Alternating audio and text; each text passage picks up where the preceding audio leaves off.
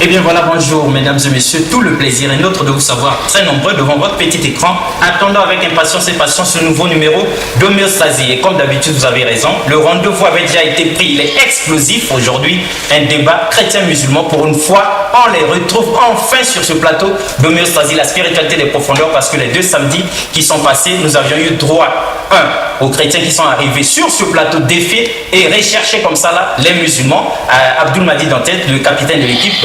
Et en deuxième lieu, nous avions eu donc Ahmed Yala qui était arrivé ici en Jean-Baptiste musulman, comme pour déblayer déjà, arranger le chemin, parce que Abdul Mahdi devait arriver et ces choses faites sur ce plateau d'Homéostasie, la spiritualité des profondeurs. Aujourd'hui, on va trancher avec la question. Donc pour dire, autrefois, il y avait eu ces 3-0 sur l'émission Kratos avec Jean Bombi, mais aujourd'hui, nous allons finir pour savoir qui de Mahomet et de Jésus-Christ est le sauveur de l'humanité. Et pour une émission si importante, la pensée du jour, à beau mentir qui vient de loin. Et tout de suite, lu pour vous. Le livre, nous l'avons piqué sur le plateau, mesdames et messieurs, une réponse chrétienne à l'islam. On ne sait si il vient des musulmans ou des chrétiens, mais il est écrit en page 19 ceci. Il existe une divergence importante entre certains chercheurs quant à savoir si beaucoup d'Arabes sont effectivement ou non les descendants d'Ismaël. Certains s'interrogent même sur l'origine des Juifs immigrants en Israël. Sont-ils vraiment des descendants d'Isaac? La question, à ce stade, est hors de propos. Les Arabes se perçoivent eux-mêmes comme des descendants d'Ismaël. Les descendants d'Ismaël, dont la liste figure dans Genèse 23, 13, 16, se sont installés dans le nord de l'Arabie. Environ 300 millions de 1 milliard 400 millions de musulmans dans le monde sont arabes. Les Juifs se perçoivent eux-mêmes comme les descendants d'Isaac. La perception, mesdames et messieurs, est quelque chose de plus fort que toute réalité. En ce qui nous concerne, nous nous référons aux Arabes en tant que descendants d'Ismaël et aux Juifs en tant que descendants d'Isaac. Laissez-moi vous rappeler, c'est le livre qui le dit, l'auteur, que cette histoire n'est pas juste liée à Ismaël et à Isaac. Il ne s'agit pas simplement de leur passé, il s'agit de votre avenir, mesdames et messieurs. Plus particulièrement, ce n'est pas seulement leur histoire, c'est votre histoire. Chers invités, bonjour.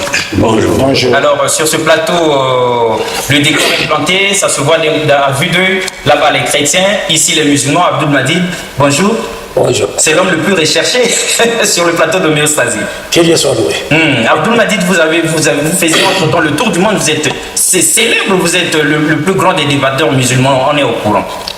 Bon, d'abord, je commencerai par rendre louange à Dieu, n'est-ce pas, qui nous a choisi l'islam comme religion, l'islam qui est la religion qui a été prêchée par l'ensemble des messagers de Dieu, et Dieu qui a envoyé son messager, le dernier des messagers, donc qui est le prophète Mohammed, la paix de Dieu soit sur lui, et l'a envoyé pour qu'après que le passage de Mohammed, l'humanité ne trouve aucun argument échappatoire, n'est-ce pas, pour avancer au dernier jour, n'est-ce pas, disons au jour du jugement dernier. Par rapport à ce que vous venez de dire, bon, effectivement, je ne dirais pas que je suis devenu célèbre, bien que c'est une évidence, mais par la grâce de Dieu, j'essaie un peu de sillonner le monde, respectant, n'est-ce pas, l'ordre qui nous a été donné par les prophète, n'est-ce pas, c'est lui de faire parvenir de lui, ne serait-ce qu'un message, afin que les gens soient sauvés. Parce que Mohammed est le seul messager de Dieu, à travers qui l'humanité tout entière sera sauvée.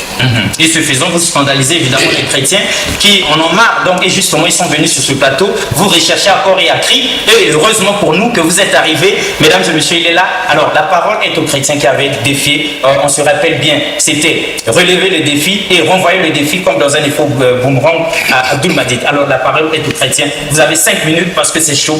De Mahomet et de Jésus, d'où viendra le salut pour l'humanité? Sinon, l'introduction, c'est là que vous avez préparé. Tout d'abord, je vous remercie, monsieur Alexis Bongo. Je salue tous ceux qui nous suivent dans les noms puissants de notre Seigneur et Sauveur Jésus-Christ. C'est vrai que nous étions ici il y a quelques jours de cela et nous avons tenu, je crois, 2 émissions qui étaient comme une réponse chrétienne à l'islam, compte tenu des défis que notre frère Abdul Majid a lancé un peu par-ci par-là, que ce soit au Mali, que ce soit à Pointe-Noire, que ce soit, je ne sais pas, en Côte d'Ivoire. Donc nous sommes venus sur ce plateau. La fois dernière, c'était pour essayer d'amener notre ami Abdul Majid sur le plateau, afin que nous puissions régler nos différences. C'est ça, je crois que le frère Sonite a quelque chose à ajouter. Frère Sonite, évangéliste Sonite. Merci beaucoup, monsieur le journaliste. Enfin, nous retrouvons l'homme que nous avons tant cherché. Cet homme est expert dans l'art de mentir. Partout où il est passé, il a pondu le mensonge sur la Bible, sur le nom de Jésus et sur les chrétiens. Alors, on ne pouvait pas se taire devant un tel mensonge. Voilà pourquoi nous sommes aujourd'hui ici. Et je crois que tous les ingrédients sont réunis pour frire ce gros poisson musulman avec sa propre graisse qui est le Coran. Super. Et comme vous avez encore 3 minutes, on y va donc. Puisque vous démarrez par une accusation. Et elle est choquante, l'accusation. Elle est, bien sûr. Bien sûr, pourquoi? Parce que lorsqu'il dit que Mahomet est le sauveur de l'humanité, parce que là, nous devons aller droit au but. On y va. Nous n'avons passé assez du temps, donc nous devons aller droit au but. Sans détour. Bien. Alors, donc, quand il dit que Mahomet est le sauveur de l'humanité, j'ai suivi l'émission qu'il a, enfin, la conférence qu'il a organisée au Mali. Il a donné les critères. Il a dit, parmi ces critères-là, je vais prendre un. Il a dit qu'il faudrait que l'un des deux, c'est-à-dire de Jésus-Christ ou de Mohamed, dise explicitement de sa propre bouche que je suis le sauveur de l'humanité. Ce qui avait été dit au Mali. Au Mali. Nous avons les images. D'accord. Donc ici, moi j'ai lu tout le Coran. Parce que le débat d'aujourd'hui, c'est entre le Coran et la Bible. Nous ne devons pas sortir du thème et sortir de ces 2 livres-là. Alors donc, je me demande où est-ce que Mahomet l'a dit? Parce que j'ai lu tout le Coran, je n'ai pas trouvé. Mais moi, je peux par contre lui donner des versets bibliques qui sont tellement clairs. Nous allons prendre Jean chapitre 4. Jean chapitre 4, je m'excuse. 2 minutes, retrouvez ça rapidement. Jean chapitre 4, verset 42. Jean 4, verset 42. Oui. Et il disait à la femme, Oui. ce n'est plus à cause de ce que tu as dit que nous croyons, car nous l'avons entendu nous-mêmes, et nous savons qu'il est vraiment le sauveur du monde. Ah, ça c'est les hommes qui témoignent de Jésus-Christ. Vous pouvez encore lire Jean chapitre 12, verset 47.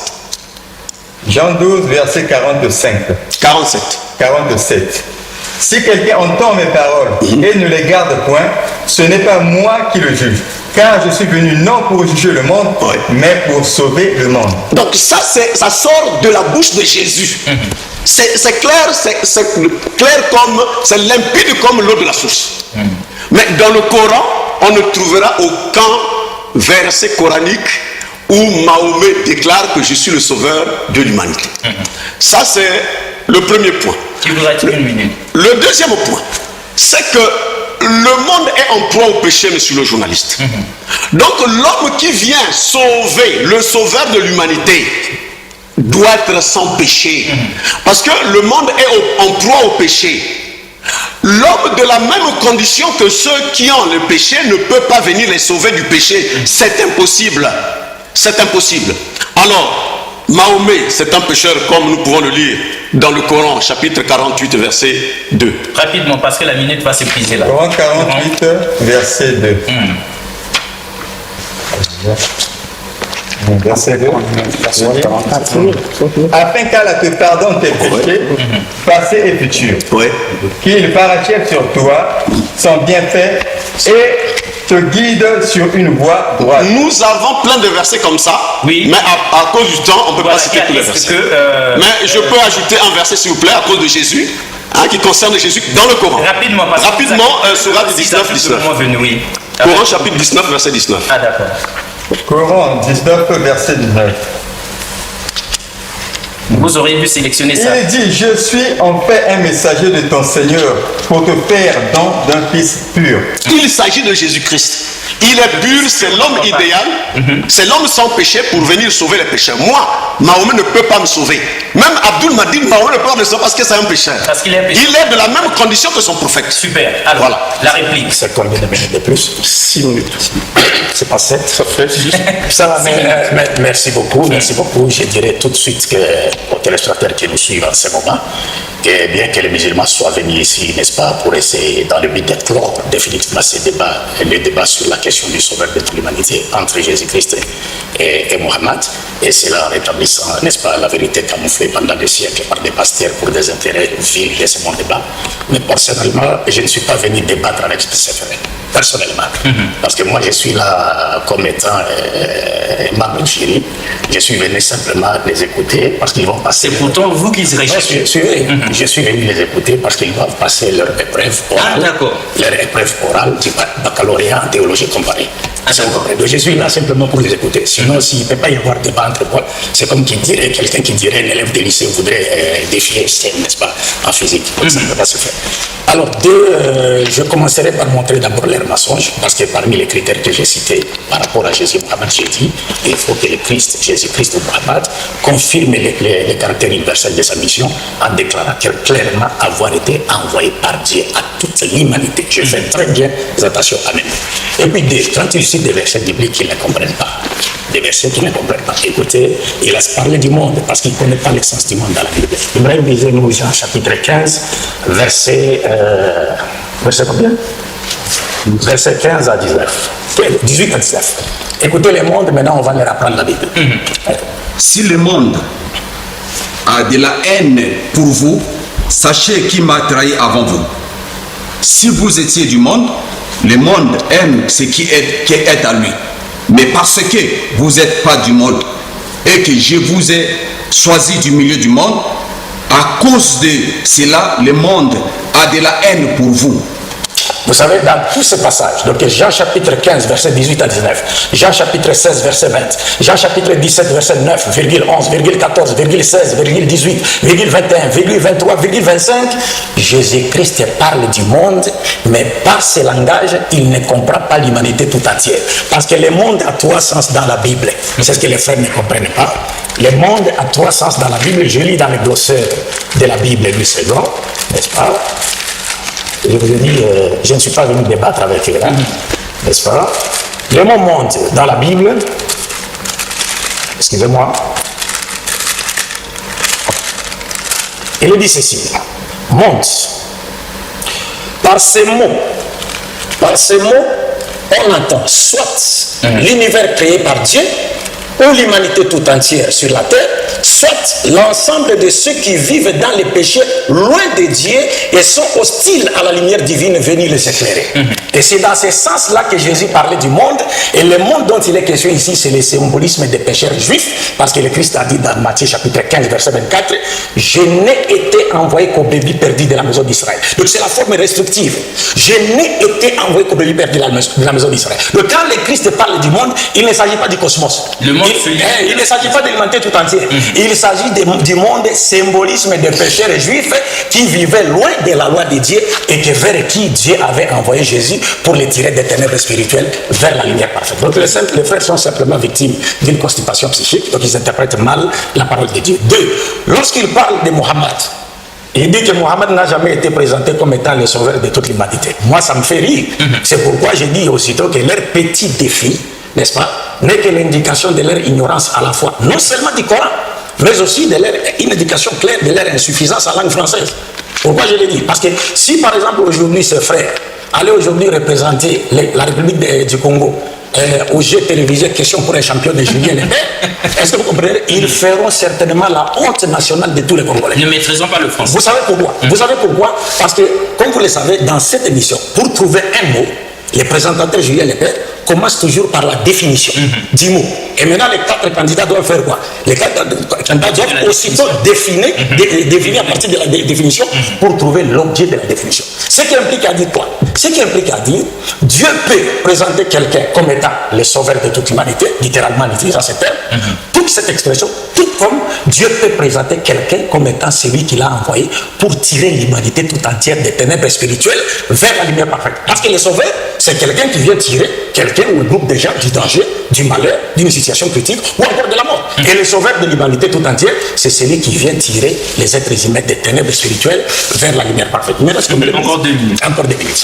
Or, Mohammed, la paix de Dieu soit sur lui, est présenté dans le Coran comme étant celui qui est venu tirer toute l'humanité des ténèbres spirituelles à la lumière parfaite. Dans le Coran. Donc Mohammed est présenté comme étant celui, comme je le disais tantôt, il est venu tirer l'humanité des ténèbres spirituelles, c'est-à-dire des ténèbres de l'incroyance, de l'égard et de la dépravation totale des mœurs, à la lumière parfaite de la foi en un Dieu unique, de la bonne guidée et aussi des vraies valeurs spirituelles et morales de l'humanité. Et je leur demandais de lire eux-mêmes ces passages dans le Coran. Parce qu'ils ne connaissent pas le Coran. Parce que pour connaître le Coran, il faut avoir maîtrisé la langue arabe. Pour connaître le Coran, il faut avoir maîtrisé l'art de conjuguer le Coran.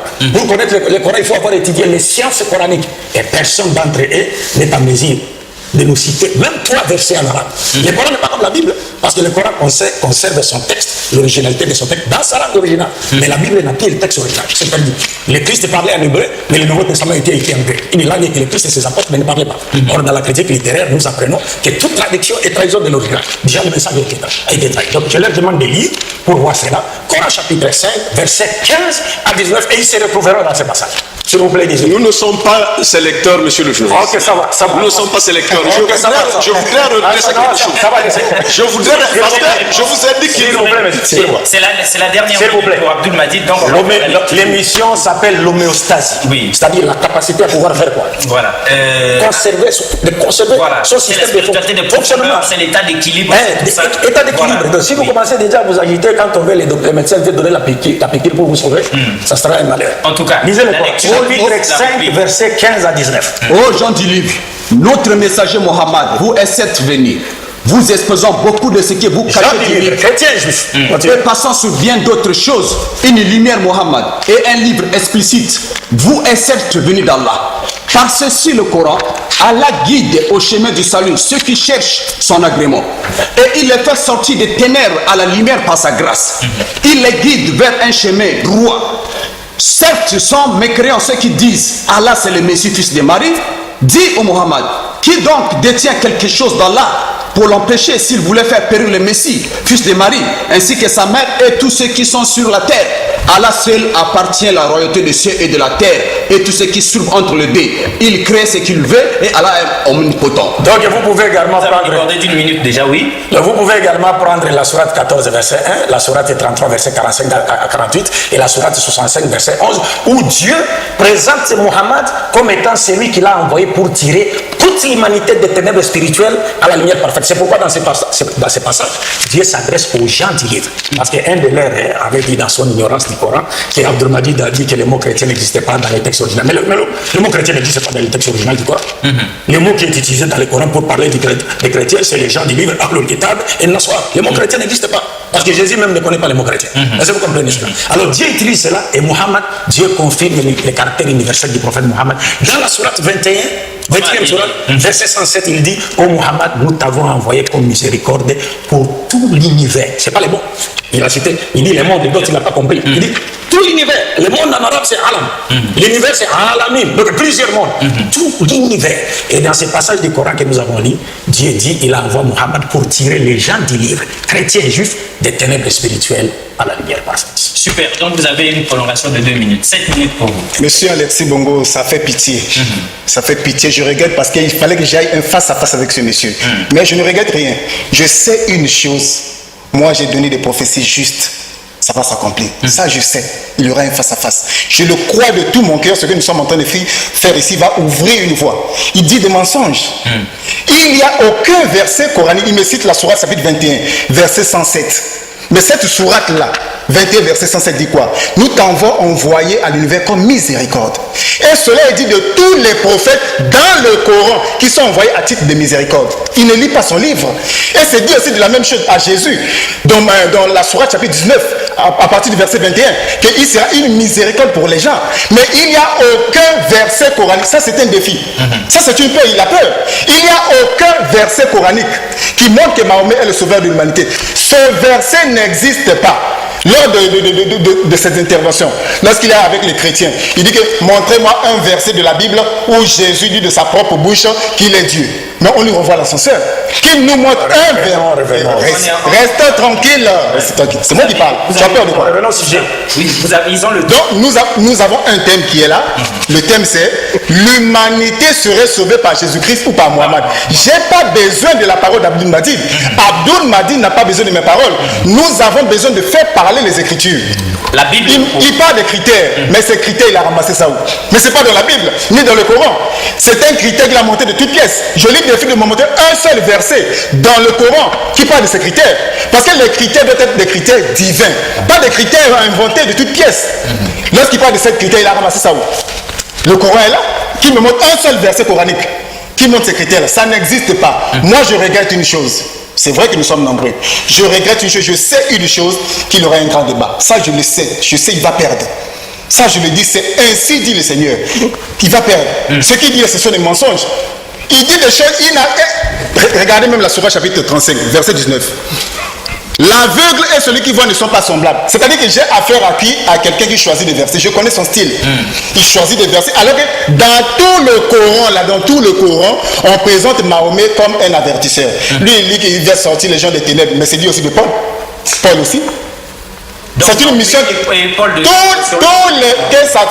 les pasteurs, tous les messagers de Dieu, lorsqu'ils viennent, ils viennent faire sortir le peuple des ténèbres à la lumière. C'est la mission de tous les messagers. Cela ne veut pas dire qu'ils sont des sauveurs. Voyez-vous?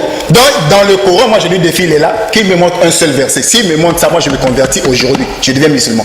Ce verset n'existe pas. Lors de ces conférences, il utilise la sourate chapitre 34, verset 28. Là où il est dit que nous t'avons envoyé à l'univers comme avertisseur et annonciateur. Ce verset ne dit pas que Mahomet est envoyé comme sauveur. Donc nous avons affaire à quelqu'un qui cherche à jouer. Il se dit que non, mais j'ai pas de débat avec.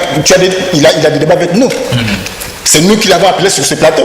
S'il n'est pas capable de défier, de débattre avec nous, il pense à où il va. C'est ça. Il n'est pas notre professeur ici. Et lorsqu'il a cité le problème du monde, regarde même, il s'est fait même creuser même dans le glossaire dans les définitions. Lorsque Jésus dit dans Jean chapitre 3, verset 16 à 17, car Dieu a tant aimé le monde qu'il a donné son Fils unique, afin que quiconque croit en lui, à moins qu'on soit un malade mental. Lorsqu'on dit quiconque, c'est-à-dire n'importe qui. C'est de ça qu'il s'agit.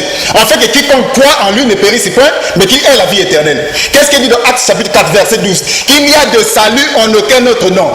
Car il y a sous le ciel aucun autre nom qui a été donné aux hommes par lesquels ils doivent être sauvés. Lui il dit que la mission de Jésus c'est limitée aux enfants d'Israël. Qu'est-ce que Jésus dit dans Matthieu chapitre 24, à partir du verset 14? Qu'il faut que cette bonne nouvelle du royaume soit prêchée dans le monde entier. Ensuite viendra la fin. Comment il explique ces écritures-là? Nous avons affaire à un tricheur. Il choisit des écritures, mais les écritures qui présentent Jésus-Christ, il laisse ça à côté. Lorsque Jésus était ressuscité, dans Luc chapitre 24, à partir du verset 47, qu'est-ce qu'il dit? Il dit que la repentance et le pardon des péchés sera prêché à toutes les nations, à commencer par Jérusalem. Pourquoi il cite pas ces écritures-là? C'est un menteur. Et il vient ici en professeur. Quel professeur? Lui, il va enseigner qui? Vous êtes ses élèves, il voudrait bien. Il va enseigner personne. Moi, il va enseigner personne. Vous avez encore 2 minutes, évangéliste Sonite, 2 minutes avant que la parole. Je vous ai dit tout à l'heure que cet homme est expert dans l'art de mentir. Vous voyez, tout le mensonge qu'il a pondu ici, nous le constatons. Alors, je vous demande de lire le Coran chapitre 3, verset 55. Coran 3, verset 55. Rapidement. Nous lisons rapidement Coran 3, verset 125. Rappelle-toi quand Allah dit: ô Jésus, certes, je vais mettre fin à ta vie terrestre, t'élever vers moi, te débarrasser de ceux qui n'ont pas su et mettre jusqu'au jour de la résurrection ceux qui te suivent au-dessus de ceux qui ne croient pas. Puis c'est vers moi que sera votre retour et je jugerai entre vous ce sur quoi vous vous opposiez. Ah, vous avez écouté? Jusqu'à la résurrection. Le Coran dit que ceux qui suivent Jésus-Christ jusqu'à la résurrection, le mot juste marque un espace de temps. C'est-à-dire que dès l'arrivée de Jésus-Christ, depuis sa mise en fonction jusqu'à la résurrection, les gens, tout le monde entier doit suivre Jésus-Christ. Donc, et Abdul Madid, et Abdul Malik, et Youssouf Ngolo, tout ce monde-là, le Coran, c'est leur propre livre qui dit que vous devez suivre Jésus. Donc, quand quelqu'un nie ça vraiment, je ne sais pas comment le qualifier. Donc, il va en dehors de son propre livre. Donc, les vérités sont classées. Alors, je voudrais dire ceci. Quand M. Abdul Madid dit que je viens les écouter, nous avons lancé un défi. Il n'a pas écouté, mais on ne lui a pas dit. Il ne peut pas venir nous écouter. Nous avons lancé un défi contre lui parce que c'est lui qui l'a cherché. À Pointe-Noire, il a dit, je cherche un pasteur plein d'Esprit Saint. Nous sommes là. Plein d'Esprit Saint. Nous sommes là. Et nous disons que nous ne devons pas jouer avec les termes. C'est l'atterrissage, lui l'a dit. Nous ne devons pas jouer avec les termes. On a dit le salut entre Mahomet et Jésus. Et nous voulons que les Écritures puissent amène la lumière parce que la parole est une lumière. Super. Tout prophète amène. Donc, qu'il nous montre coraniquement le terme sauveur appliqué à Mahomet et nous croirons. Super. Alors, voilà. La réplique, 5 minutes. Non, c'est pas 5, c'est non, ils ont égalisé, hein, parce qu'il y avait eu des débordement, on a égalisé. On repart sur 5-5. Je vais terminer. Je dis, je remercie Allah et je prie sur le prophète Mohammed, sur sa pieuse famille, ses fidèles compagnons et tous ceux qui suivent ce droit chemin de l'islam jusqu'au jour de la corruption. Tout à l'heure, j'ai suivi les frères tricher avec un verset du Coran.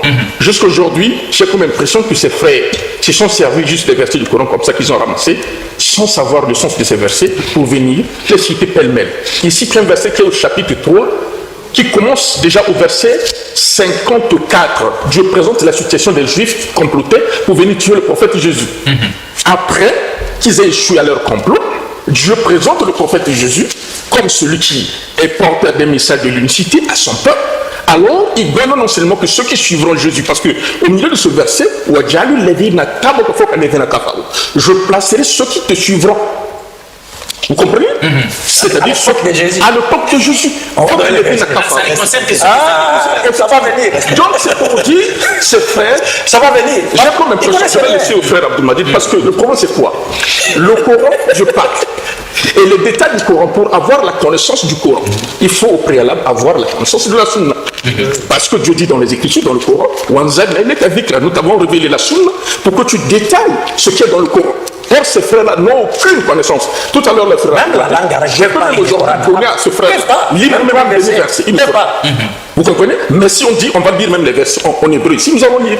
C'est ça la différence. Vous comprenez? Donc ici, le seul problème, c'est quoi? Ces frères sont allés ramasser des versets, ça et là, venir les citer sans savoir le fond. Donc je laisse au frère. J'étais en train de... Vous comprenez pourquoi j'ai dit que s'ils participaient au jeu télévisé, question pour eux, ils feront la honte. Laissez-moi parler. Mais pour lui, vous êtes... Parlons selon les Écritures. Parlons selon les Écritures. Vous agitez pourquoi? Parlons selon les Écritures. Ne nous avons pas des exemples à nous faire perdre.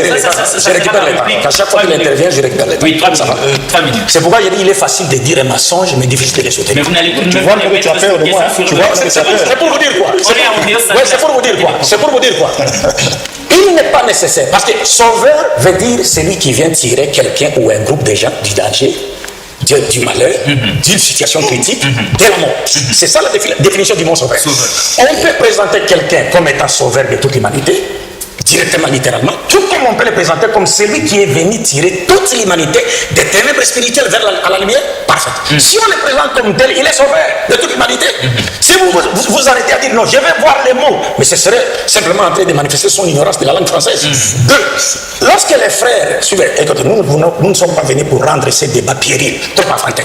Parce que j'ai fait les émissions Kratos, ça fait, vous avez commencé à vous préparer, je ne sais pas, depuis 2000 jusqu'à 2014, vous avec votre Saint-Esprit, vous avez été incapable de m'affronter juste après les débats des émissions Kratos. Donc c'est pas aujourd'hui que vous serez capable de m'affronter, parce que vous ne connaissez pas les Corans. Je peux vous mettre dans les prêts. Lisez 3 versets seulement en arabe pour qu'on sache que vous connaissez les Corans. Vous ne les ferez pas. Deux, les frères ils disent que bon voilà, il a parlé du monde. Mais je dis mon frère, vous savez, dans l'art de l'exégèse, lorsqu'un messager de Dieu dit je n'ai été envoyé qu'aux brebis perdues de la maison d'Israël, tous les autres versets doivent être interprétés à la lumière de ce passage. Et quand je lis le glossaire de la Bible, on nous dit dans la Bible, lorsque le mot monde est utilisé, il a 3 sens. Cosmos, humanité tout entière, et ceux qui vivent dans le péché. Or, nous savons que Dieu, parlant de Jésus, a dit dans Matthieu 2,6, il élèvera un chef qui est donc Jésus, pour sauver Israël, son peuple. Et le même Pierre qu'il a cité, dans Acte 12. Mais lisez le contexte. Pierre est en train de s'adresser aux enfants d'Israël, il ne s'adresse pas à toute l'humanité. Il parle aux enfants, restituer les choses dans le contexte. Et c'est le même Pierre qui dira dans Acte des Apôtres, chapitre 5, verset 31, il dit quoi? Dieu l'a élevé par sa droite comme prince et sauveur pour donner à Israël la repentance et le pardon du péché. Prince et sauveur pour Israël, c'est pas pour toute l'humanité. Acte des Apôtres, chapitre 13, verset 23.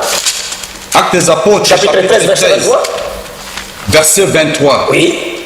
La Bible dit, avant sa venue, Jean avait prêché le baptême de repentance à tout le peuple d'Israël. 23. Le peuple d'Israël. C'est de la postérité de David que Dieu a suscité. C'est de la postérité de David que Dieu a suscité Jésus-Christ. Regarde ici. La postérité de David, Dieu a suscité Jésus-Christ comme sauveur pour Israël. C'est pas pour toute l'humanité. C'est pourquoi Jésus a interdit à ses apôtres d'aller vers les païens. Dans Matthieu chapitre 10, versets 6 à 7, il dit, n'allez pas chez les païens, n'allez pas chez les Samaritains, allez plutôt chercher les brebis perdues de la maison d'Israël. Est-ce que vous comprenez? Donc c'est clair, nous disons, lorsque le Coran présente Mohammed comme étant celui que Dieu a envoyé pour tirer l'humanité tout entière des ténèbres spirituelles à la lumière parfaite. Mohammed lui-même déclare, de ce fait qu'il est le sauveur. Mohammed lui-même dit, contrairement aux messagers de Dieu qui m'ont précédé, j'ai été envoyé à la totalité des êtres humains et j'ai clos la prophétie. Après moi, il n'y a pas de prophète. Regardez ce qu'ils ont dit. Ils ont dit, vous avez parlé de Mohammed qui a été présenté comme miséricorde pour l'univers. Il dit, mais il y a des prophètes qui ont été présentés comme miséricorde. Mais laissez les choses dans leur contexte, parce que vous ne verrez dans aucun verset du Coran où un prophète est présenté comme miséricorde, les mots alamin, univers est suivi.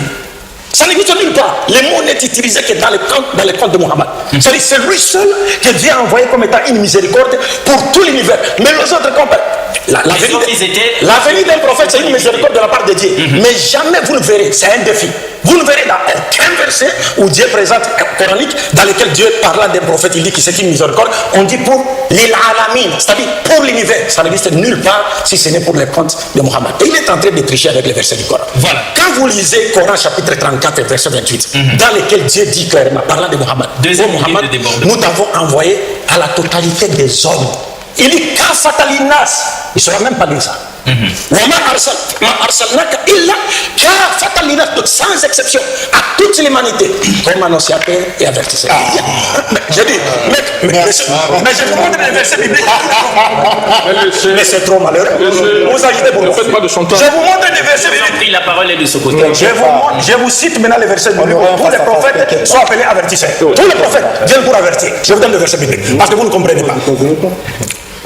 Tous les prophètes, Proverbes chapitre, d'abord les avertissements viennent de la part de Dieu, Proverbes chapitre 3 verset 11, 2 Rois chapitre 17 verset 13, 2 Chroniques chapitre 36 verset 15, Ézéchiel chapitre 3 verset 21, Ézéchiel chapitre 3 verset 7, tous les prophètes de Dieu ont été envoyés pour apporter une bonne nouvelle du paradis pour ceux qui obéiront Dieu à travers leur message et pour les avertir contre, les mettre en garde contre les châtiments de l'enfer, contre ceux qui ne croiront pas. C'est ce qu'ils ne comprennent pas. Ceux qui ne comprennent pas. Exact. Monsieur Alexis Bongo, nous voyons que la fois dernière, j'ai dit lors d'une émission que Abdul Majid est un spécialiste en mensonges. Regardez, il a lu plusieurs écritures. Moi, je ne refuse jamais les écritures lorsque je suis sur ce plateau. Même lorsqu'il lit Matthieu chapitre 15, verset 24, je ne refuse jamais une écriture. Ce que nous refusons, c'est la pensée que les gens introduisent dans cette écriture. Ça, nous refusons ça. Même dans le Coran, dans la sourate 62, à partir du verset 2, on présente ceci. C'est lui qui a envoyé à des gens sans livre. Le professeur Amidoula interprète les Arabes. Un messager des leurs qui leur récite ces livres, les purifie, les enseigne le livre de la sagesse, bien qu'ils étaient auparavant dans un égarement évident. Si on lit ce verset par exemple, dans ce verset, il ne trouve pas son compte. Il ne se retrouve pas ici là. Parce que dans le contexte, si nous respectons le contexte nous dit que Muhammad est envoyé à qui? Aux gens sans livre. Maintenant, si nous lisons ce verset, on ne lit pas les autres écritures, on ne comprendra pas. C'est la même chose avec la Bible. Regardez même le mensonge. Regardez, il tombe ici, je le fais tomber ici là. Regardez dans Actes chapitre 13, à partir du verset 23, là où il s'arrête. C'est un menteur. Regardez. C'est de la postérité. Actes chapitre 13, verset 23. C'est de la postérité de David que Dieu, selon sa promesse, a suscité à Israël un sauveur qui est Jésus. Nous disons Amen, c'est l'écriture. Mais il est aussi écrit dans le même contexte que au verset 46, Paul et Silas, là il ne peut pas lire ça. Il ne peut pas lire parce que s'il lit ça, il comprendra que c'est un menteur. Paul et Silas, Paul et Barnabas leur dit avec assurance, c'est à vous premièrement que la parole de Dieu devait être annoncée, mais puisque vous la repoussez et que vous vous jugez vous-même indigne de la vie éternelle, voici nous nous tournons vers les païens. Verset 47, car ainsi nous l'a ordonné le Seigneur, je t'ai établi pour être la lumière des nations, pour porter le salut jusqu'aux extrémités de la terre. Maintenant, Abdul Majid, comme c'est un tricheur, un spécialiste, il lit, il s'arrête au verset 23. C'est pour ça que j'avais dit une chose. Ça, je le dis ce soir. Un face à face avec lui, il ne pourra pas. Je le dis, il ne pourra pas. On est déjà dans un... Non, ça, c'est pas encore... Ça, c'est un avant-goût. C'est un avant-goût, monsieur Alexis. Je sais ce que je dis. Oui. C'est un avant-goût. C'est un tricheur. Moi, je n'ai jamais refusé une écriture sortant de la Bible. Je ne refuse jamais cela. Même si Jésus le dit, nous disons Amen, parce que c'est l'écriture. Même lorsqu'il lit Matthieu chapitre 1, verset 21, qui dit qu'il enfantera un fils, on lui donnera le nom de Jésus, il sauvera son peuple au singulier. Nous disons Amen, parce que c'est l'écriture. Mais ce que nous refusons, c'est lorsqu'Abdul Majid, dans sa pensée charnelle, il introduit dans un verset pour limiter la mission du Seigneur. Ça, nous refusons cela. Et il y a toute une pluie d'écritures. Lorsque j'ai cité par exemple Matthieu chapitre 24 à partir du verset 14, pourquoi il n'a pas contredit cette écriture? Là où Jésus dit, il faut que cette bonne nouvelle du royaume soit prêchée dans le monde entier. Une parole sortie de la bouche de Jésus. Il va expliquer ça comment? C'est simple. Il va dire que c'est allégorique. C'est pas simple, c'est difficile. Vous avez encore... C'est difficile. Mais ton tour, sois calme. Ton tour, tu auras tout. C'était cette minute. Le traitement que nous avons réservé à Abdul Majid est digne de son nom. Alors, je prends Luc chapitre 24, verset 44. Puisque lui il dit que Jésus-Christ n'a été envoyé qu'aux brebis perdues de la maison d'Israël, ce qui est vrai, l'écriture est vraie, mais il a mal compris. Alors nous lisons Luc chapitre 24, verset 44 à 47. Je lis. Puis il leur dit, c'est là ce que je vous disais lorsque j'étais encore avec vous, qu'il fallait que s'accomplisse tout ce qui est écrit de moi dans la loi de Moïse, dans les psaumes et dans les prophètes. Prends le verset 47. Alors, il leur ouvrit l'esprit. Bon, je tombe directement au verset 47. Et que la repentance et le pardon des péchés seraient prêchés en son nom à toutes les nations, à commencer par Jérusalem. Donc la mission de Jésus devait commencer par Jérusalem. Elle devrait s'étendre aux nations. Monsieur le Maître, je vais prendre un verset du Coran. Prenez le Coran, chapitre 42, 7. Coran 42, verset 7. Et c'est ainsi que nous avons révélé un Coran arabe, afin que tu avertisses la mère des cités, entre parenthèses la Mecque, et ses alentours. Voilà. Supposons qu'on s'arrête à ce verset. Tu avertisses du jour du rassemblement. Donc, si on s'en tient à ce verset-là, donc Mahomet n'est pas avertisseur à l'humanité. Parce que son rôle s'arrête dans la Mecque et aux alentours de la Mecque. Vous pouvez encore reprendre le Coran chapitre 6, verset 92. La dernière minute, rapidement. Le Coran chapitre 6, verset 92. 6,92. Ça viendra. 6,92. Je veux dire, voici un livre, entre parenthèses, le Coran, béni que nous avons fait descendre, confirmant ce qui était déjà avant lui, afin que tu avertisses la mère des cités, entre parenthèses, la Mecque. Voilà. Et les gens tout autour. Donc la mission de Mahomet se limite autour de la Mecque et aux alentours de cette ville-là. Dans la Mecque et aux alentours de la Mecque. Donc ils font ça la même chose avec l'écriture de tout à fait. Matthieu 15. Donc il ne comprend pas. Il ne comprend pas. Et la Bible est son propre livre, le Coran. Parce que le Coran dit dans le chapitre 10, 94, que si vous avez des doutes, si Abdul Madid a des doutes, a des difficultés de comprendre son propre livre, moi et le frère Génie qui sommes des chrétiens, allons l'aider à comprendre son propre livre. C'est ce que dit. Vous voyez, c'est ce que dit le Coran. Lisez ça.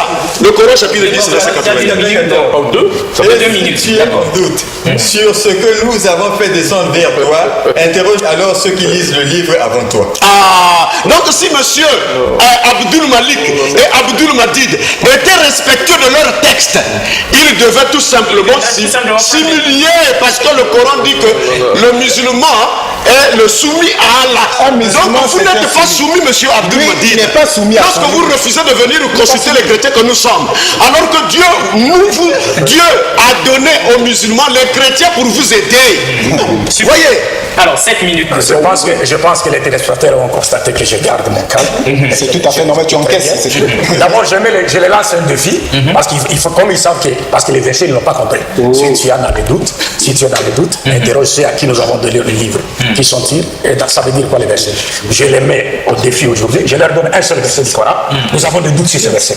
Coran chapitre 43, verset 45, qui nous explique, qui nous dit que quand Dieu dit aux prophètes, interroge les prophètes qui sont passés avant toi. Est-ce qu'avant nous demander aux humains d'adorer un autre Dieu qui est le miséricordieux? Ça voudrait dire quoi? Parce que les prophètes là n'existaient pas à l'époque de Mohammed sallallahu alayhi wa sallam. Cela voudrait dire, c'est un verset du Coran. Nous saurons maintenant s'ils connaissent le Coran. 2. Lorsque les frères nous parlent de Paul, il a cité un passage de Paul, il dit non, la parole vous a été donnée premièrement à vous, mais comme vous la refusez, donc les juifs, nous allons vers les païens. Nous en islam, comme les frères le savent, nous ne reconnaissons pas l'apostolat de Paul. Ça, c'est notre droit. Mais tu as lu, c'est pas ça. Voilà. Mais l'écriture que tu as lu, là, je peux parler ici. Je peux parler. Je peux parler. Vous vous agitez pourquoi? Non. Prenez une minute. À chaque fois qu'ils parleront, vous m'ajouterez. 8 minutes. Parce que quand ils parlent, moi je garde le silence. Si vous avez l'Esprit Saint, vous n'allez pas vous agiter. Paul, moi j'ai dit, je me suis référé à une écriture de Paul qui confirme ce que le Christ a dit. Parce qu'il y a des choses qu'on a fait dire à Jésus dans la Bible qui sont fausses.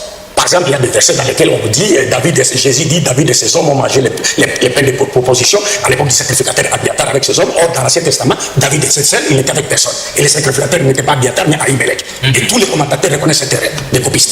Donc il y a des choses qui sont vraies, des choses qui sont fausses. 2.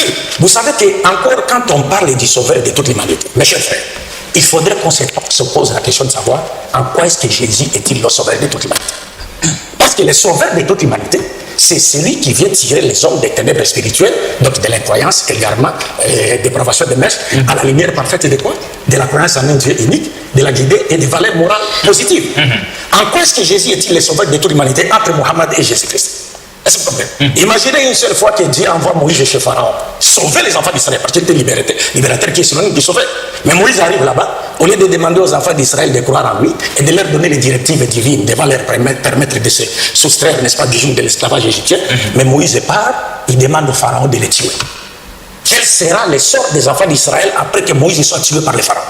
Est-ce qu'ils seront sauvés? Non. Alors, Paul, auquel ils se sont référés aujourd'hui, parce que c'est lui qui a étendu les caractères universels de la mission de Jésus. Jésus n'a jamais envoyé Paul. Ça, c'est notre débat. Parce qu'il n'y a aucun verset dans la Bible où Jésus a envoyé ses apôtres à aller prêcher aux non-israélites. Je dis bien, aux non-israélites. Je souligne, je pèse mes mots. Aux non-israélites. S'il y a des versets qu'on ne s'agite pas, ils vont donner les versets et nous allons ensemble les analyser. Ne t'écarte pas du thème. Suivez d'abord. Je suis dans le thème. La réplique, c'est la réplique. On est ici. Donc il n'y a aucun verset dans lequel Jésus a demandé à ses 12 apôtres d'aller prêcher son évangile aux non-israélites. S'il donne les versets, qu'on ne s'agite pas, on va étudier les versets. Je connais les versets auxquels vous se référez, mais on les verra. Et Jésus a dit clairement au dernier jour, Pierre lui pose la question, Seigneur, nous avons tout quitté, nous t'avons suivi. Et il dit, quelle sera notre récompense? Il répond déjà au renouvellement de toutes choses. Les jours où le Fils de l'homme sera assis sur le trône de sa gloire, vous qui m'avez suivi, vous serez de même assis sur 12 trônes pour juger les 12 tribus de la maison d'Israël. Voilà ceux-là auxquels Dieu a élevé au-dessus de ceux qui ont mépris en Jésus-Christ. Dieu lui-même le dit dans le Coran, chapitre 61, verset 14, parce qu'ils interprètent mal le Coran. Dieu parle d'un groupe qui a cru en Jésus, un groupe de Juifs, et un autre groupe qui a mépris. Il ne s'agit pas des égarés d'aujourd'hui qui ne connaissent pas Jésus. Deux, c'est pourquoi j'étais en train de dire, encore faudra-t-il que nous sachions en quoi est-ce que Mohammed et Jésus sont des sauveurs. Parce que selon le christianisme, selon les chrétiens, Jésus est venu sauver le monde par sa mort sur la croix. Alors que Jésus, après la mort de Jésus, le taux de péché que le monde connaissait à l'époque de Jésus s'est multiplié aujourd'hui par 1 million de fois, et cela sous le regard impuissant du christianisme et de la doctrine de la rédemption par la mort de Jésus. Aujourd'hui, le pays de Jésus vit dans le péché, mais le pays de Mohammed est régi par les lois de Mohammed. En quoi est-ce que Jésus est sauveur de toute l'humanité? Jésus est un vrai prophète. Puisque son monde est plus sale pour pas. Plus sale que le monde de Mohammed. Et le christianisme n'a jamais réussi à transformer une seule riz, même à Brazzaville ici, transformer moralement une seule riz à travers les enseignements du christianisme. En quoi est-ce que Jésus est-il sauveur? Parce qu'être un sauveur, ce n'est pas un slogan. Être un sauveur, ce n'est pas un slogan. Ça se décrète pas. Être un sauveur, vous devez d'abord enseigner aux hommes à connaître Dieu, parce que c'est la première question en matière de foi. Vous devez donner aux hommes une charte qui définit clairement les devoirs et les droits de chacun à tous les niveaux, de gouvernants comme de gouvernés. Vous devez leur donner un code de conduite, de moralité, ainsi de suite. Être sauveur, ce n'est pas un slogan. Donc il faut comparer cela. Alors, je reviens pour dire pourquoi les frères s'agitent. Quand moi je parle, je lance un défi pour finir. Une dernière minute. Parce que je dis ici, et je le répète, il n'y a aucun verset. Parce que quand Jésus dit « Je n'ai été envoyé qu'aux brebis perdues de la maison d'Israël », c'est une forme de structure. Ils ont raison. Mais quand vous donnez l'écriture pour étendre, n'est-ce pas, la mission de Jésus, il faut que cela soit en harmonie avec l'esprit du champ de la mission de Jésus. C'est pourquoi je dis ici, pourquoi alors on ne trouve pas dans la Bible un seul verset dans lequel Jésus a demandé à ses apôtres d'aller prêcher l'évangile aux non-israélites. Je le souligne, non-israélites. Pourquoi aucun apôtre de Jésus n'a prêché à un seul païen l'évangile sur l'ordre de Jésus? Pourquoi? Alors que Mohammed est venu, c'est le seul prophète de Dieu qui avait des disciples appartenant à d'autres nations que la sienne, parce que pour être le sauveur de l'humanité, comme je l'ai dit, ce n'est pas un slogan. Il faut qu'on prouve cela, que Jésus ou Mohammed prouve cela en ayant des sons vivants dans son entourage des disciples qui appartiennent à d'autres nations. Mohammed les avait. Des Noirs, des Romains, des Perses, des Africains, mais Jésus n'en avait pas. Et aujourd'hui, s'il faut comparer, parce que la doctrine de la rédemption sur laquelle repose le christianisme, et les chrétiens disent par cette doctrine nous serons sauvés, cette doctrine, le Christ ne l'a pas enseignée. Et c'est une doctrine d'origine satanique.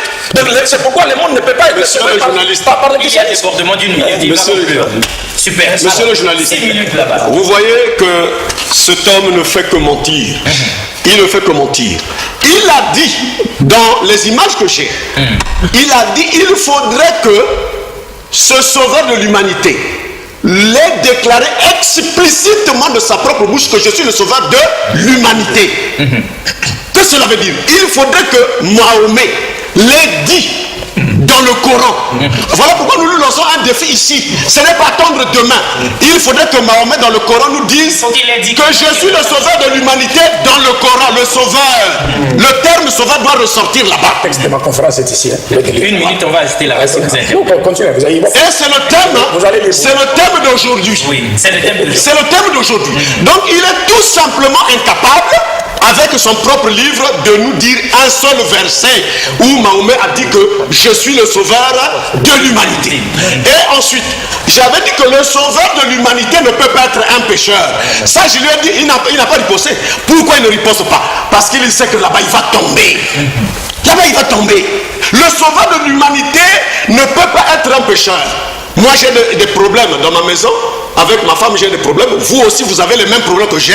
Vous viendrez sur me sauvez-moi mon foyer. Alors que vous, dans votre maison, vous avez aussi des querelles à tout moment, vous bagarrez. Donc, le prophète Mohamed et Abdul Malik et Abdul Madid et toute sa suite, ils sont dans la même condition.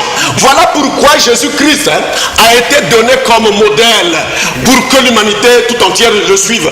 Coran chapitre 3 verset 45. D'accord. Coran verset 45. Coran chapitre 3 verset 45. Nous vous avions dit que venez faire école. Les cours sont gratuits, monsieur Abdul Madid. Les cours sont gratuits. Quand les anges disent oh Marie, voilà qu'elle t'annonce une parole de sa part. Son nom sera Al-Messie, Issa, fils de Marie. C'est ici-bas. Comme dans le début. Jésus-Christ est le modèle parfait. Ici-bas, on n'a pas seulement dit en Israël. Il dit ici-bas, donc même en Arabie Saoudite, partout, au Mali. Donc ici-bas, il est le modèle parfait. Et dans l'au-delà, aucun prophète. C'est le Coran qui parle, nous avons lu. On ne sort pas du thème, monsieur. Alors, donc ne sortons pas du thème.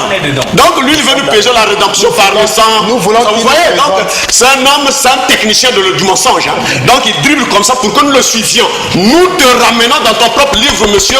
Donnons-nous une seule écriture où Mahomet dit clairement que je suis le sauveur de l'humanité. Mais Jésus-Christ l'a déclaré dans la Bible.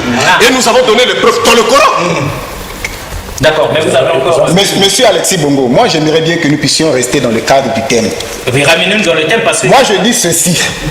Si Mahomet est le sauveur de l'humanité, entre Mahomet et Abdul Madid, qui est mieux placé pour nous le dire? C'est Mahomet. Si Mahomet est le sauveur de l'humanité, entre Abdul Madid qui est ici et le Coran, qui est mieux placé pour nous le dire? Je crois que le Coran contient toutes les informations. Quand on dit qu'un musulman, le mot musulman veut dire celui qui est soumis, il est soumis à quoi? Soumis à ce que Allah a dit. Où est-ce que Allah a parlé? Il a parlé dans le Coran. Dans tous les passages que moi je lis, c'est toujours le mot avertisseur, annonciateur. Avertisseur, annonciateur. Il est dit sauveur. Pour quel peuple? Laisse-moi parler. Tu as peur de quoi? Tu as peur de moi? Annonciateur, avertisseur. Nous prenons le thème, c'est-à-dire la difficulté de ce monsieur, c'est quoi? Dans une myopie spirituelle, lorsqu'il voit le mot avertisseur ou bien le mot annonciateur, pour lui, dans une myopie spirituelle, il voit le mot sauveur. Or, le mot sauveur, c'est autre chose. Mahomet, il n'y a aucun verset, ça je le défie, il est là, il ne peut pas trouver ça ici. Donc la seule façon pour lui de s'en sortir, c'est de faire ces petits dribbles, c'est tout. Donc nous n'allons pas le laisser. S'il y a un verset, parce que le thème c'est l'humanité serait sauvée par Mahomet ou par Jésus. Il y a des gens qui nous suivent, des gens respectés qui ont besoin de connaître leur sauveur. Et nous disons ceci ce soir, l'humanité n'a pas besoin d'un sauveur qui est mort ou qui est dans une tombe. Mahomet est mort en 632 à l'âge de 63 ans. Jésus-Christ est vivant. Il est le sauveur parfait. Et j'ai lu l'écriture de Jean chapitre 3, qui est mon verset préféré. Jean 3, 16 à 17. Car Dieu a tant aimé le monde qu'il a donné son Fils unique, afin que quiconque croit, ici on n'a même pas besoin qu'un génie quitte au ciel pour nous dire que non, quiconque veut dire, quiconque ça veut dire n'importe qui, afin que quiconque croit en lui ne périsse point, mais qui ait la vie éternelle. En effet, Dieu n'a pas envoyé son Fils dans le monde pour juger le monde, mais pour que le monde soit sauvé par lui. Il y a une différence, je vais vous dire ceci. Moi, je n'ai jamais refusé une écriture. Regardez qu'il a cité une écriture de Matthieu chapitre 19 à partir du verset 27. C'est la dernière. Il a fait sortir cette écriture dans son contexte. Lorsque Jésus dit au renouvellement de toutes choses, vous qui m'avez suivi, vous serez de même assis sur 12 trônes pour juger les 12 tribus d'Israël. Nous disons Amen, c'est l'écriture. Mais lesquels qui le suivaient à cette époque-là? Donc il ne respecte pas le contexte. Il faut prendre l'écriture dans son contexte. Ceux qui le suivaient en ce temps-là, c'était qui? C'était pas les Congolais. C'était les disciples israélites. C'est pour ça que vous qui m'avez suivi, vous serez de même assis sur 12 trônes pour juger les 12 tribus d'Israël. Mais au verset 28, vous allez dire que les premiers seront les derniers et les derniers seront les premiers. Il fait allusion maintenant aux païens. Là où lui n'arrive pas à lire. C'est ce verset-là qui touche pas des Vous savez, le problème, c'est quoi? Lorsqu'on cherche à forcer l'interprétation de la Bible, on risque de faire dire au Christ. Vous savez, vous venez de dire. Il vient de dire que ceux qui l'ont suivi seront vont juger. Et quand ils interprètent le Coran, je mettrai ceux qui t'ont suivi au-dessus, ils disent les chrétiens aujourd'hui. Non. Non, suivez très bien. C'est l'interprétation faussée. Donc quand vous parlez, vous dites ceux qui l'ont suivi seront placés au-dessus de ceux qui ont mépris. Il ne s'agit pas des chrétiens d'aujourd'hui, il s'agit des juifs qui ont suivi les Israélites. Il vient quand il interprète ces versets de la Bible, il dit non, ceux qui l'ont suivi, ce sont les Israélites. Alors, quand le Coran te parle de ceux qui l'ont suivi, quand Dieu parlait avec Jésus, vous les chrétiens ici, non-israélites, vous étiez là. Vous n'étiez pas là. On ne concerne pas les chrétiens non-israélites. Vous avez été pris. Lorsque les frères lisent un verset, ils citent le Coran, il dit, il liste ici-bas dans l'au-delà. Mais pas seulement ça. Le Coran parlera de tous les êtres humains qui vont hériter les paradis, les appelle des gens qui seront minal mutarabin, c'est-à-dire les rapprochés de Dieu. Pourquoi on parle de Jésus comme il illustre ici-bas de l'au-delà? L'un des rapprochés, c'est pas le seul, l'un des rapprochés de Dieu. Parce que c'est un prophète de Dieu. Et puis le verset 49 et 51 vous dit quoi?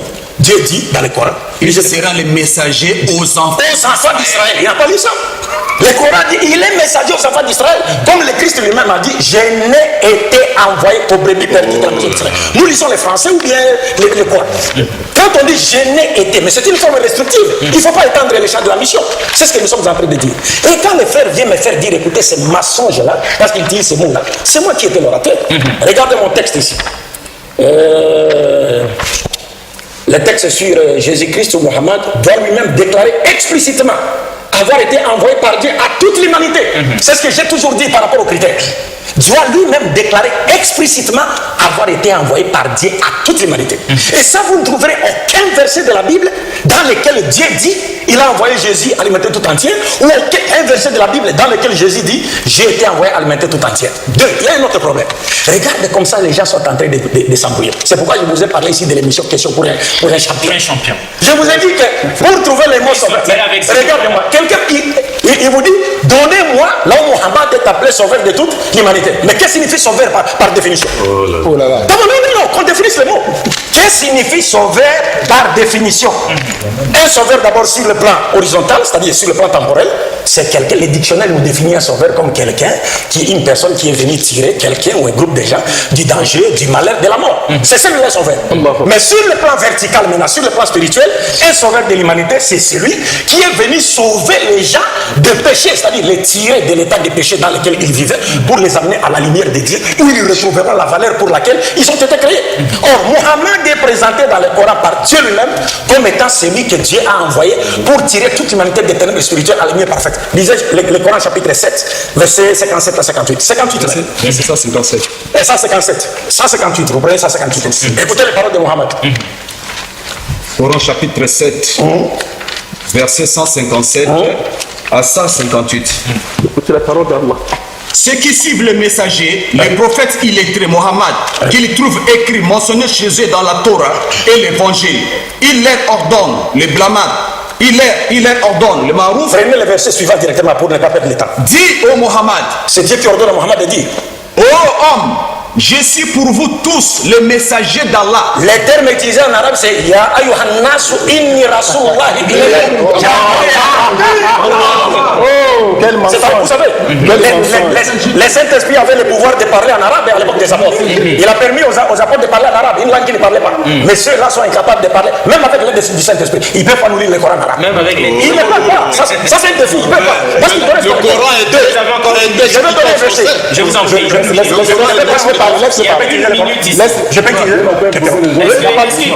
le Coran. Tu n'as pas de Coran? Non, bon, lisez. Mais comment tu veux faire un défi avec ça voudrait dire que les gens... c'est grave ça. Comment ils peuvent faire tu peux venir faire un défi? S'il vous plaît. Si vraiment nous sommes venus pour chercher la vérité, si par exemple je disais aux frères, je peux prendre votre Coran pour le lire? Où est le marque? Parce que je voudrais donner le verset dans le Coran qu'ils mettent sur le Pour ne pas avoir un prétexte, prenez.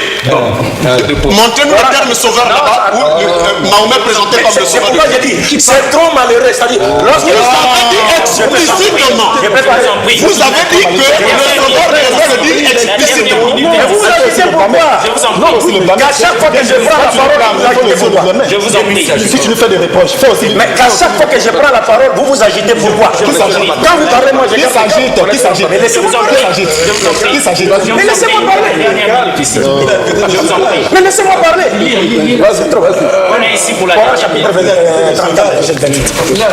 C'est pourquoi j'ai dit. Tu vois que tu nous traites de sauvage. Ça, il faut retirer ça. Je ne vous ai pas trompé de sauvage. Non, je ne vous ai pas. Je ne vous ai pas traité. Je ne vous ai pas traité de sauvage. J'ai dit qu'on ne peut pas se comporter comme des sauvages. J'ai dit compris moi-même. Et nous t'avons envoyé en tant qu'annonciateur et avertisseur pour toute l'humanité. Mais la plupart Qu'est-ce que signifie être annonciateur? Vous aurez à répondre. C'est cela l'ignorance des frères. Qu'est-ce que signifie être annonciateur? Même Jésus est venu annoncer la bonne nouvelle. Tous les prophètes sont des annonciateurs et avertisseurs. Qu'est-ce que signifie être annonciateur et avertisseur? C'est cela le problème. Parce que le problème des frères, c'est les concepts définitionnels. Vous savez, comme je venais de le dire tantôt, on peut présenter quelqu'un, n'est-ce pas? Si on disait de quelqu'un que c'est un sauveur, on n'a pas menti. Et si on disait de quelqu'un qu'il est venu nous tirer du malheur, on n'a pas menti, c'est un sauveur. Un sauveur, c'est celui qui tire quelqu'un du malheur, qui tire quelqu'un du danger. Maintenant, Mohammed est présenté dans le Coran comme étant celui qui a été envoyé pour tirer toute l'humanité des ténèbres spirituelles à la lumière parfaite. Et dans ce verset qui est clair, parce que vous ne trouverez pas un seul verset comme celui-ci dans la Bible, dans lequel Dieu parla de Jésus, il dit, je l'ai envoyé à l'humanité tout entière. Non, mais Dieu parle dans ces passages, il dit clairement, ô Mohammed, nous ne t'avons envoyé que comme annonciateur et avertisseur à toute fatalinas, toute l'humanité sans exception. Mais la plupart des gens ne le savent pas, y compris ses frères. Donc ils sont dans le panier des gens qui ne savent pas. La plupart des gens ne savent pas. Ils s'arrêtent à dire annonciateur, avertisseur. Mais qu'est-ce que signifie annonciateur et avertisseur? Ils ne peuvent rien dire parce que tous les prophètes sont appelés dans la Bible des avertisseurs. Tous les prophètes de Dieu, ils sont venus annoncer. Lorsqu'on termine, mon frère, de 2 minutes. Oui, c'était plus que clair. Et nous avons dit ici que si on mettait Jésus-Christ et Mohammed devant nous à travers leurs paroles, vous ne trouverez aucun verset dans lequel Jésus dit j'ai été envoyé à la totalité des hommes, à l'humanité tout entière. Mais Mohammed lui-même expliquait encore ces versets du Saint-Coran. Parce que dans leur fuite en avant, quand ils cherchent à séparer le Coran et la Sourate, c'est là où on va démontrer leur ignorance du Coran. Le prophète Mohammed dit clairement ceci. Moi, Mohammed, contrairement aux prophètes de Dieu qui m'ont précédé, j'ai été envoyé à la totalité des êtres humains. Et après moi, il n'y a pas de prophète. Et il ajoute en disant ceci. L'arabe n'est pas supérieur à un autre être humain, ni un autre être humain supérieur à un arabe, ni un blanc supérieur à un noir, ni un noir supérieur à un blanc, qui par la piété. Le seul prophète qui a placé tous les êtres humains au même pied d'égalité, en passant les critères de noblesse sur la piété, c'est Mohammed. Jésus priait dans les temples, les païens convertis au judaïsme étaient là, et il y avait une balustrade de pierre autour du temple qui les interdisait de pénétrer dans les temples sous peine de mort. Jésus n'a jamais demandé à détruire cette balustrade-là, et n'a jamais demandé à ces païens-là de pénétrer dans les temples pour adorer les dieux des Juifs ensemble avec les Juifs. Jamais ne l'a fait. Il était avec les Romains, mais jamais Jésus n'a invité un seul Romain encore à lui. Mais Mohammed était à Médine, il a envoyé une lettre à l'empereur Héraclius, lui demander de croire à lui. Alors maintenant, on atterrit. Maintenant, ils ont suivi. Regardez maintenant, je ne dirais pas par respect pour eux, je ne dirais pas leur ignorance, mais leur petit savoir. Parce qu'ils ignorent les styles du Coran. Ils disent, Dieu a dit à Mohammed, afin que Dieu puisse te pardonner péché, et tes péchés passés et tes péchés futurs. Mais qu'est-ce que cela veut dire? Ça, c'est une prolongation encore. Il y a des débordements. Monsieur Alexis Bongo, monsieur Alexis, je vais revenir. À moins que vous le disiez. Monsieur Alexis, dit ça, laisse-le dire. On va rattraper ça. Ce verset voudrait dire quoi? Voilà. D'abord, je leur pose la question sur base du même verset. Mais ne pose pas la question. Non. Ne pose pas la question. Parle, on te suit. Vous savez, monsieur Alexis, il est facile. Il a fini. Tu as fini, non? On m'a donné des missions. L'émission va finir 1 minute. Ça veut dire quoi? Oui. Monsieur Alexis, renvoie-moi la parole, je vais essayer de passer ça. Ça veut dire quoi? 1 minute. J'ai dit ceci. On se pose la question. Pourquoi Dieu a-t-il dit à Mohammed afin que tes péchés passés soient pardonnés? Lorsque Mohammed n'a commis aucun péché dans le péché, il n'a aucun exemple à donner. Et puis dans le futur, les péchés futurs sont pardonnés. Lorsque ces péchés ne sont pas encore commis pour qu'ils soient pardonnés. Cela signifie quoi? Cela signifie quoi? Rapidement. Parce que le défi que Jésus a lancé aux Israélites, Dans 8,46, Jean, en leur disant, qui de vous me convaincra des péchés si je dis la vérité, pourquoi ne me croyez-vous pas? C'est le même défi que Mohammed a lancé aux Arabes dans Coran chapitre 10, verset 16 à 19, en disant, j'ai passé toute ma vie devant. Mais il a consommé. Oui, c'est vous qui atterrissez. Parce que ils ne connaissent pas le style du Coran. C'est parce qu'ils n'ont aucun exemple qu'ils peuvent donner dans Mohammed a commis. Oui, donc c'est très intéressant ce que vous dites. J'ai passé toute ma vie devant vous. J'ai passé toute ma vie devant vous. Pourquoi ne croyez-vous pas? Vous savez en islam. Super, on s'arrête là. Ça, c'est le prophète qui a parlé, nous on aime ça. Alors la réplique. Monsieur Alexis Bongo, 5 minutes pour atterrir. Il y a tellement trop d'écritures dans la Bible. Je vais lire une écriture. Écoutez, je vais lire une écriture. Toujours le verset là. Attendez qu'il finisse, sinon on arrive. Il a déjà terminé. Oui, allez-y. Monsieur Alexis Bongo, moi je crois que Abdul Majid a un sérieux problème. Il a vraiment un problème de constipation spirituelle, tel que lui-même il le dit. Dans Jean chapitre 3, à partir du verset 16 à 17, je réponds encore ce verset-là, où Jésus dit, car Dieu a tant aimé le monde, qu'il a donné son Fils unique, afin que quiconque croit en lui ne périsse point, mais qu'il ait la vie éternelle. En effet, Dieu n'a pas envoyé son Fils dans le monde pour juger le monde, mais pour que le monde soit lui. Ça, c'est une parole sortie de la bouche de Jésus. C'est-à-dire quoi? C'est-à-dire chaque matin où nous allons nous réveiller, même lorsque Abdul Majid essaie de contredire cela, chaque matin, lorsque nous allons nous réveiller, nous verrons toujours cette écriture-là. C'est-à-dire quoi? C'est-à-dire son ignorance, ses difficultés va l'arrêter, mais ça ne peut pas arrêter cette écriture-là. Cette écriture est vraie. Et Jésus-Christ est le sauveur dès sa naissance. On ne devait pas sauver. Il nous parle des critères. Les critères, là, vous savez, là où il a eu ça dans un forum. Un forum là sur internet, un forum entre un musulman, Wallah et Petro qui sont en train de faire un débat. Voilà. C'est un forum. Voilà. Donc les critères là ne sont pas dans le Coran. Il a inventé ça de toutes pièces. Voilà, donc cela dit, on est arrivé à l'atterrissage. Mais oui, on est arrivé à l'atterrissage. Je crois que mesdames et messieurs, on va conclure. On va conclure parce que on risque d'ouvrir encore une brèche. Une minute seulement pour vous?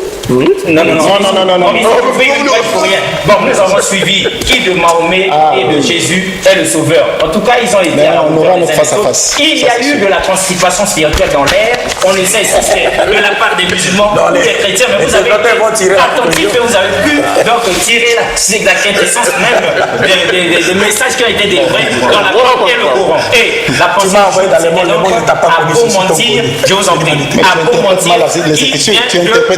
et donc nous aurons une suite évidemment si Dieu le permet, si jamais Allah est d'accord. Ce n'est que partir dans une salle, une grande salle. Dans une grande salle. Ce serait bien donc dans une salle, c'est là où je vais te faire cuire. Je te le dis. Sois calme. Je te le dis. Moi, je te le dis. Je vous en prie. Vous ne me connaissez. Moi, je te le dis. Je vous en prie. On est arrivé à la fin de tu vois, ce sec, moi, j'ai annoncé ça. Je te le dis. Sois calme. Je vous en prie. C'est bien qu'on ait comme ça décidé de prolonger la chose dans une grande conférence, dans une salle. Et là, il y aura tout le monde qui nous regarde de côté. Il a été incapable de donner un seul verset. Incapable. Il est tellement qui vient de loin. Vous étiez cadre, vous étiez avec le Saint-Esprit. Merci. Vous étiez cadre, oui, avec le Saint-Esprit.